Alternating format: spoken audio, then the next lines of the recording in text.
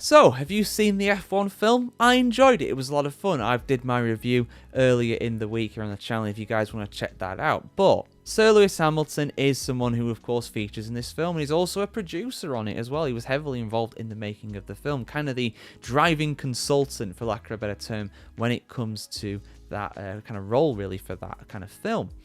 Now, a lot of people have been saying with the financial success of the film, it had a really big opening weekend, a bigger opening weekend than Top Gun, and Top Gun Maverick was a massive success and also came from the same people who made the F1 film, and you can absolutely tell with how it was made. But people have been asking, what's next? Is there going to be a sequel? Is there going to be another Formula 1 film? How will they make it? Will they actually be able to top what they managed with this film? No answers for that yet, but Hamilton, who of course was one of the producers on the film, has warned against rushing an F1 sequel film after its incredible financial success. So let's have a look at what the 7-time world champion and 1-time producer of a Formula 1 film, for now, has had to say on this. Full article on the F1chronicle.com as always. Lewis Hamilton has urged caution amidst calls for a sequel to the new F1 movie, saying the film needs to be celebrated properly before any future installments are considered. Speaking ahead of the British Grand Prix, the 7-time F1 champion and executive producer of the film said, "We literally just finished it. So I think the last thing we want to do right now is a sequel."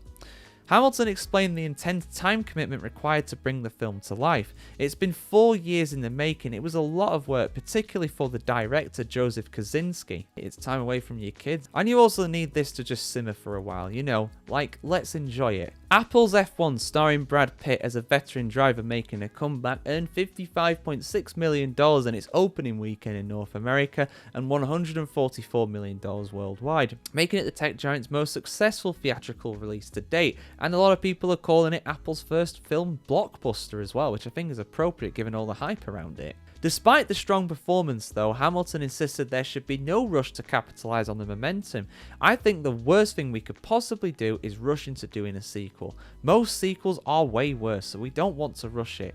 I think if we do a sequel, I would say let's really take our time in getting it even better." Hamilton also revealed how his F1 mindset influenced the production, saying that he's now looking for a debrief in the same way a team would analyse a race.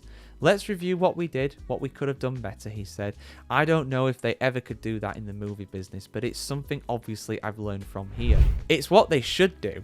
It's what they should do. I mean, the amount of sequels that get made that nobody asked for, the amount of television adaptations, American adaptations of foreign films, you know, you see all of it all the time, and it's like, why are you doing this though? Who actually wants this? Like, they're talking about Squid Game getting an American adaptation.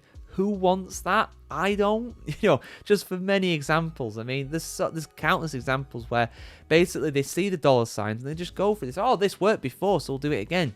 It's not quite that simple. You have to add something new. And that's what this film did. You know, it was absolutely a technical masterpiece, you know, on the technical side of things, without a doubt. You know, it's probably going to win Oscars. It's probably going to win Academy Awards for some of the, you know, the cinematography and the editing and stuff like that. And the music, hell, the score is great as well. You know, from that point of view, it's absolutely top notch. But they need to top it again. And they can't shortchange people. People will now want to go into a film thinking that that is the standard now, because it is. They set the new standard in terms of how they film the Formula 1 action. It has to be on that kind of level. And to do that, it's years in the plan. I'm surprised it only took 4 years. You know, that seems like the kind of thing that you'd wanted to plan for even longer. Genuinely, it's massive, and they did it. And they did it really well. But guys, what do you think? Should there be an F1 sequel? F2, the movie now. F1.2? F1, the return? I don't know what they call it. F1 with a vengeance. No idea. But yeah, let's know your thoughts in the comments below. I don't know if they should do a sequel. I think they should do a different plotline, personally. Just leave that F1 film by itself. The story was great. Because I'm not going to go into spoilers, but with the way it ended, I feel like that was a perfect ending for it. I really do. But let us know your thoughts in the comments below. Like, share, comment, subscribe as always. And we'll see you soon for much more content on the world of F1 and F1 movies just like this.